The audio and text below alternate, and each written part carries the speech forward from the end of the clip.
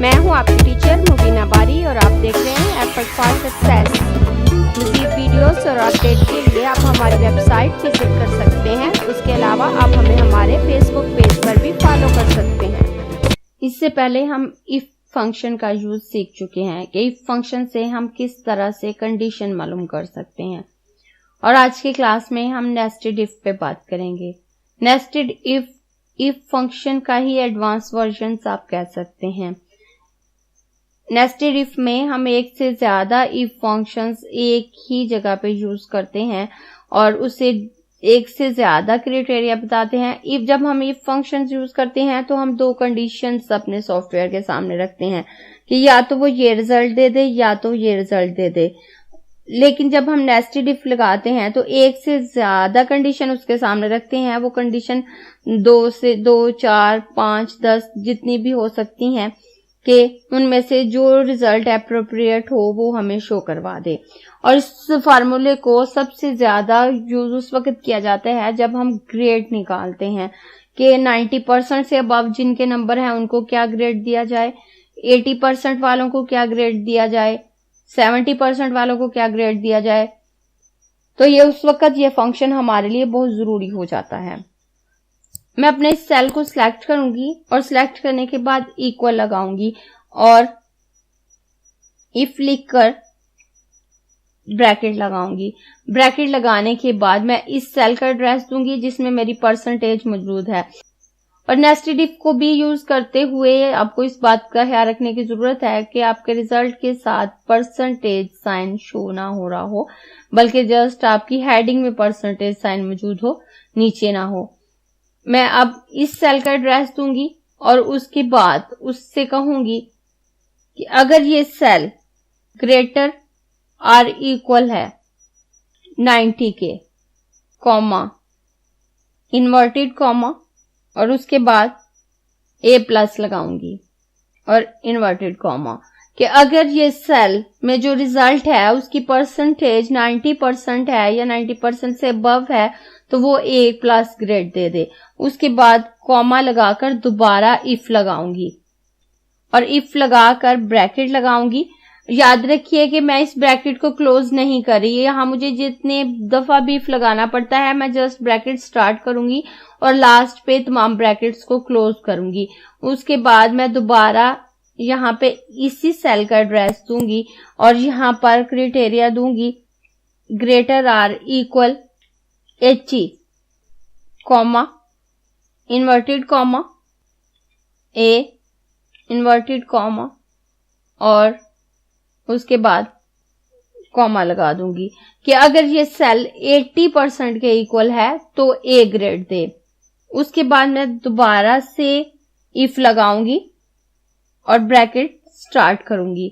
Bracket start करके इसी cell का एड्रेस दूंगी और क्राइटेरिया दूंगी greater or equal 70, comma, inverted comma, B, inverted comma, कि अगर ये सेल ग्रेटर और इक्वल है 70 के तो B grade they.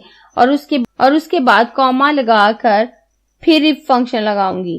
If bracket, फिर इसी सेल का एड्रेस दूंगी और greater or equal 60, comma, inverted comma, C, inverted comma, और कॉमा लगा दूंगी कि अगर ये सेल 60 के इक्वल है या उससे ग्रेटर है तो C ग्रेड दे। और उसके बाद फिर इफ फंक्शन लगाऊंगी। इफ ब्रैकेट, इसी सेल का एड्रेस दूंगी greater or equal 50, comma, inverted comma, D, inverted comma, और उसके बाद कॉमा लगाऊंगी और फिर इफ फंक्शन लगाऊंगी। इफ ब्रैकेट, इसी सेल का एड्रेस दूंगी और greater or equal 33, comma, inverted comma, E, inverted comma, और कॉमा लगाऊंगी।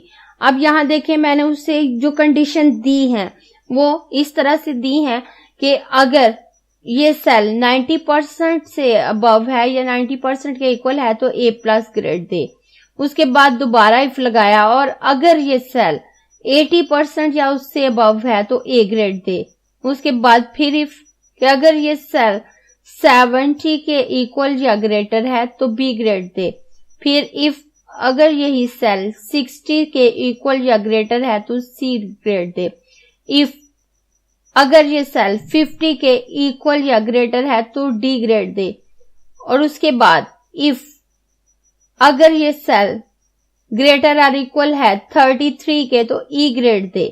और अब मैं दोबारा इफ नहीं लगाऊंगी और अगर इनमें से कोई कंडीशन भी ना हो तो क्या करे, अगर 33 से लेस हो तो क्या करे, तो मैं इन्वर्टेड कॉमा लगाऊंगी और F ग्रेड लिखूंगी और इन्वर्टेड कॉमा लगाकर ब्रैकेट क्लोज करूंगी। अब यहाँ देखिए मैंने तमाम में सिर्फ एक लॉजिक दिया है कि अगर ये ग्रेटर और इक्वल हो इस वैल्यू के तो ये रिजल्ट दे, और सबसे लास्ट पे एक ही दफा उसे बताया है और अगर इन सब के इक्वल ना हो तो क्या करे, वो F ग्रेड दे दे। और उसके बाद मैंने जितनी ब्रैकेट स्टार्ट की हैं उनको क्लोज करना जरूरी है, लेकिन उसके लिए आपको ब्रैकेट काउंट करने की जरूरत नहीं होती। जैसे जैसे आप ब्रैकेट लगाते हैं तो ये अलग कलर आपकी ब्रैकेट्स को दे रहा होता है। जैसे ये रेड है, ये मैजेंटा है, ये ग्रीन है, उसके बाद फिर रेड है और ऑरेंज सा कलर आ रहा है। और जो ब्रैकेट सबसे स्टार्ट में लगती है वो ब्लैक होती है। आप बगैर काउंट किए अपने ब्रैकेट क्लोज करें और जब ब्लैक ब्रैकेट आ जाए तो आपके समझे कि हमारी तमाम ब्रैकेट क्लोज हो गई। मैं यहाँ क्लोज करती हूँ और हर कलर के साथ मेरी ब्रैकेट क्लोज होती जाती हैं।